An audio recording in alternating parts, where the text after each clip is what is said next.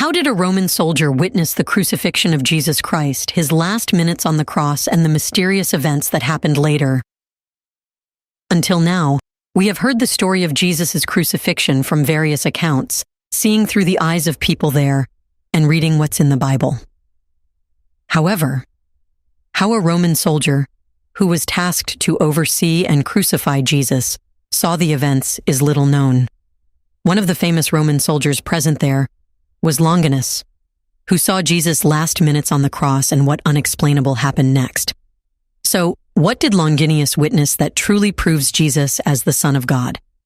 Welcome to a new episode of Uncovering Untold Stories, a channel where we talk about the secret and hidden historical stories, events, and incidents of the past that find their roots in either religious or history books.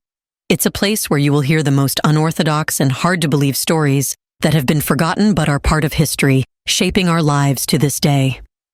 In this episode, we will tell you what a Roman soldier witnessed during Jesus' last minutes on the cross. Let's get started. Longinus was a seasoned centurion in the Roman army who found himself thrust into a moment of profound historical significance as he stood witness to the crucifixion of Jesus Christ. Assigned the grim task of overseeing this execution, Longinus was no stranger to maintaining order and ensuring that procedures were carried out meticulously. Yet, this particular crucifixion would prove to be unlike any other. Accompanied by his fellow soldiers, Longinus watched as Jesus was nailed to the cross, feeling the weight of his position as centurion bearing down heavily upon him. The atmosphere at Golgotha was charged with a mix of curiosity, hostility from some onlookers, and profound sorrow from those who followed Jesus. For Longinus, the declaration to crucify Jesus struck a deep chord. Throughout his career, he had overseen many executions, but none had elicited such profound reactions, both in the natural world and among those present. Rising through the ranks due to his courage, intelligence, and dedication, Longinus had commanded troops in various campaigns and executed orders with precision. Yet the events of this crucifixion challenged everything he thought he knew. The crucifixion of Jesus confronted Longinus with a moral and emotional dilemma. Despite his disciplined Roman exterior, he couldn't deny the innocence of Jesus. This condemned man, facing death as a criminal, displayed a dignity and humility that starkly contrasted with the accusations against him.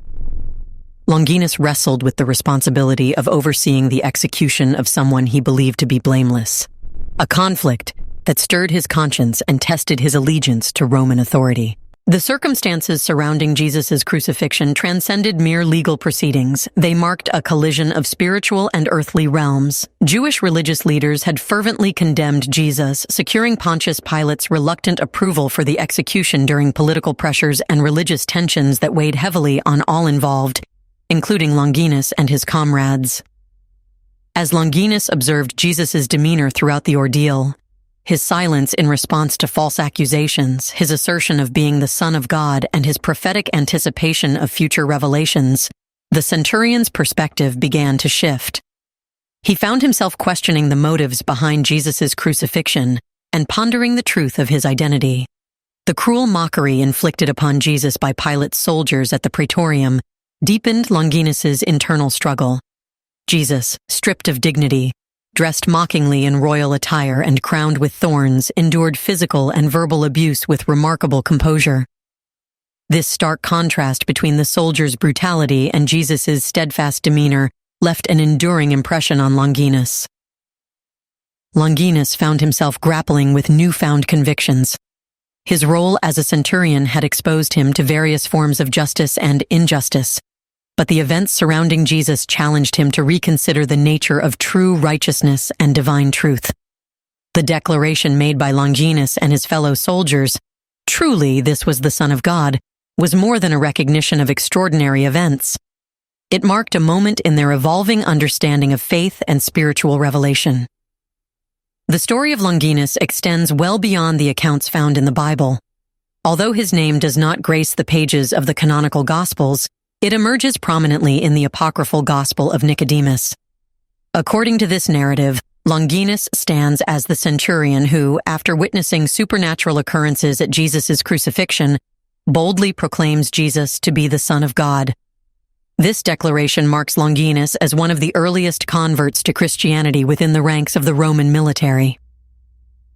At the heart of Longinus's tale lies the lance, known alternately as the Holy Lance or Lancea. This lance, referenced in the Gospel of John, is said to have pierced Jesus' side during the crucifixion, thus creating what is known as Christ's fifth holy wound. But why would Longinus pierce Jesus when he knew Jesus was innocent? Well, that's because he could not see Jesus on the cross, dying slowly and painfully. Crucifixion was the most painful form of death of that time, where hands and feet were nailed with the cross, and people would see the slow death. As Longinus could not protect Jesus and set him free, he could make Jesus' death less painful. That's why he pierced his lance in Jesus' side so he could die quickly. As time unfolded, the legend of Longinus evolved. Early traditions portray him as a figure who undergoes a profound spiritual transformation after the crucifixion. He eventually became revered as a saint in the Roman Catholic Church, Eastern Orthodox Church, and several other Christian denominations. However, his path to sainthood was not immediate. Early Christian accounts vary widely, and conflicting stories emerged regarding his life following the crucifixion. One particularly notable legend, stemming from apocryphal texts and later embellished, recounts Longinus's post-crucifixion ordeal. According to these stories, Longinus endures a life of torment, nightly attacked by a lion that leaves him wounded, only for his injuries to miraculously heal each day. This cycle continues until his eventual conversion to Christianity, a journey mirrored both in his physical suffering and spiritual awakening. The origin of Longinus's name is closely tied to his association with the lance. Derived from the Greek word lanche, meaning spear or lance, Longinus's name is Latinized and directly connects him to the soldier who wielded the spear at Jesus' crucifixion. Historically, the earliest known reference to Longinus appears in a 6th century Syriac Gospel manuscript, illuminated by Rabbus. This manuscript depicts Longinus alongside an illustration of the crucifixion, prominently featuring the soldier with the spear.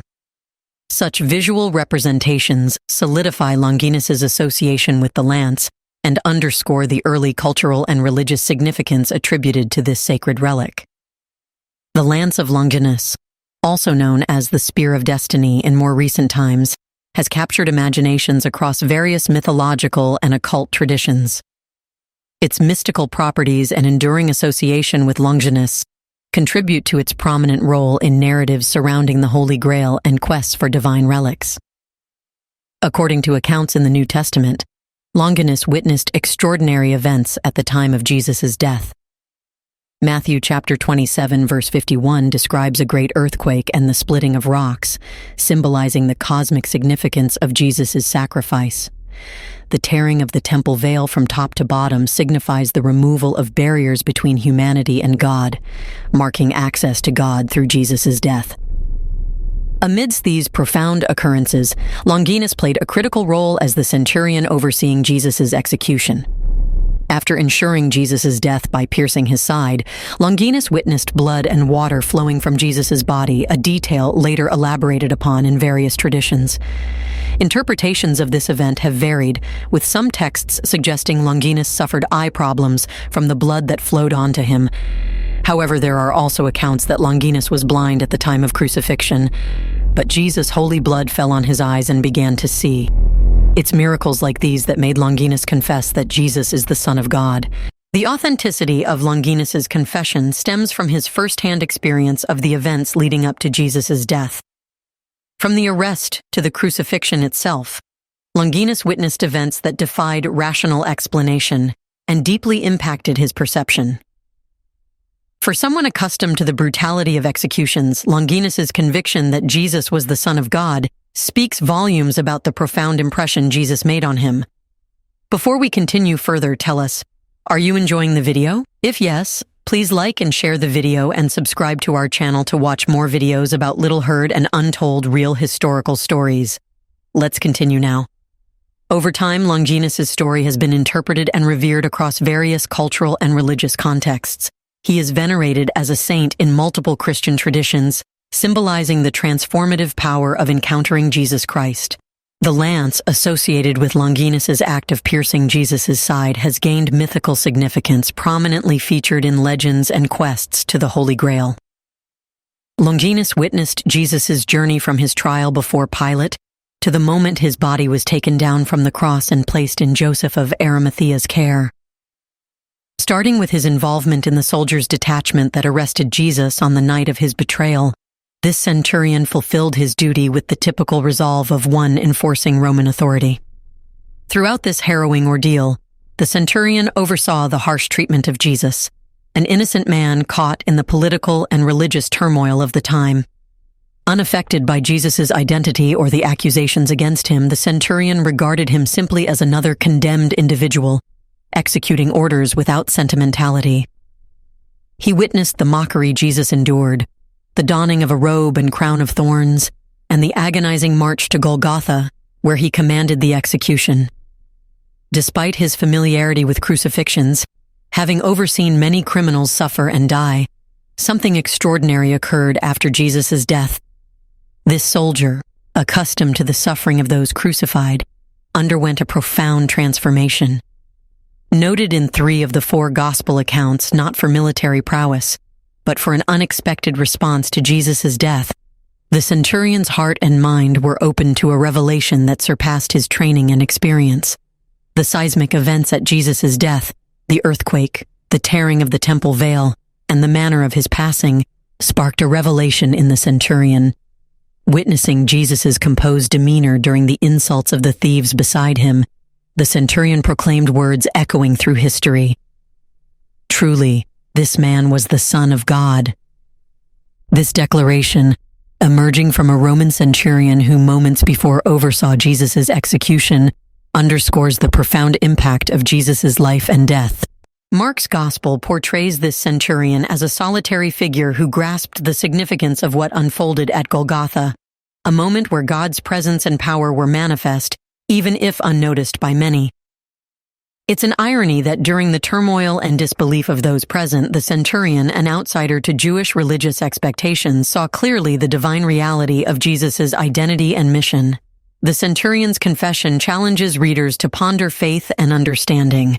While Jewish leaders and others missed the meaning of Jesus' death, this Roman soldier, conditioned by his role in the empire, discerned God's work in the most unexpected place, the execution of a man condemned as a criminal. His proclamation serves as a reminder that divine revelation often transcends human expectations and societal norms, reaching those open to seeing beyond the surface. Mark's Gospel tells a compelling story of divine revelation unfolding amidst the unexpected. It begins with a pivotal moment at Jesus' death, where God's presence breaks through in ways that defy conventional understanding.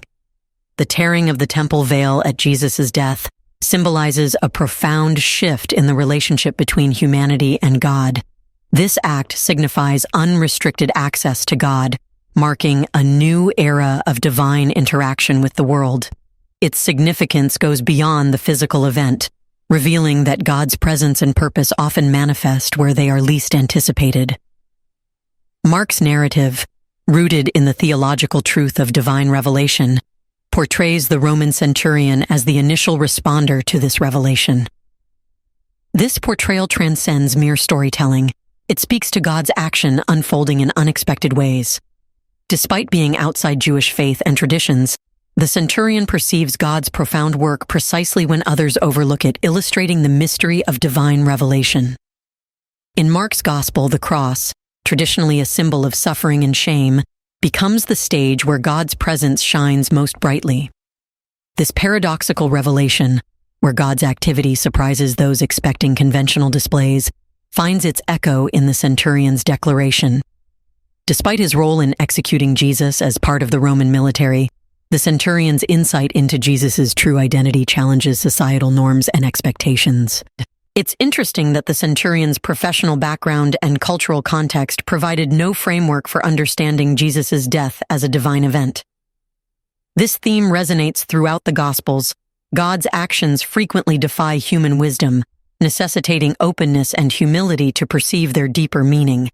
Jesus' loud cry before his death, noted in Mark chapter 15, verse 37, departs from the expected silence of crucifixion victims near death. Jesus' cry, far from a sign of weakness, underscores triumph. A declaration that resonates deeply with the centurion, compelling him to recognize Jesus' divine identity. The centurion's journey from doubt to proclamation parallels a central theme in Mark's gospel: discipleship and understanding. It challenges readers to reconsider their assumptions and readiness to perceive God's presence in unconventional ways. The Roman centurion overseeing Jesus' crucifixion was deeply affected by the extraordinary events he witnessed, which sparked a profound change in his beliefs. As darkness descended over the earth and an earthquake shook the ground, fear gripped him like never before. The moment came when the centurion could no longer remain silent, even if it meant going against the Roman orders. His lips started to move and he declared, "Truly, this man was the Son of God." It signified his conviction that Jesus was more than a condemned criminal. He saw Jesus as divine. This confession wasn't mere words, but a heartfelt acknowledgement that shattered his previous beliefs. Similar to Peter's recognition of Jesus as the Son of the living God, the centurion's confession emerged from a divine revelation that transcended his military training and Roman upbringing. Longinus had become a staunch believer in Jesus and a Christian, and that cost him his life later. After his profound conversion to Christianity, Longinus made a monumental decision to leave the Roman army. This was no small feat. The Roman military was a prestigious institution, and soldiers were highly regarded in society. By abandoning his post, Longinus renounced not just his occupation, but also the honor, status, and privileges that came with being a Roman centurion. Longinus didn't just stop at personal conversion, he became an ardent preacher of the gospel. He traveled extensively, sharing his firsthand experiences of Jesus' crucifixion and the miracles he had witnessed. Longinus's open and passionate practice of Christianity soon caught the attention of Roman authorities. During this era, Christians were frequently persecuted as their faith was considered subversive and a threat to the established Roman religious and social order. Longinus, once part of the Roman military, was now seen as a traitor to both his country and its traditional religious practices. He was arrested and asked to renounce his faith, but he refused. The Roman authorities, seeing him as an insubordinate threat, sentenced him to death. The chosen method of execution was beheading, a common and brutal form of capital punishment reserved for those deemed enemies of the state. Isn't it true that knowing about Jesus' crucifixion and the miraculous events that happen next gives goosebumps and brings tears? Can you feel the state Jesus would have been in when he was on the cross to salvage humanity? In the comment section right below, share your thoughts about Jesus' crucifixion and his sacrifice for humanity's sins. Do you want to watch more videos like this one? If yes, subscribe to our channel and press the bell icon next to it. We bring videos on stories that might sound controversial, mysterious, and shocking, but are real and have roots in religious and history books. Thanks for watching, and until the next video, stay tuned.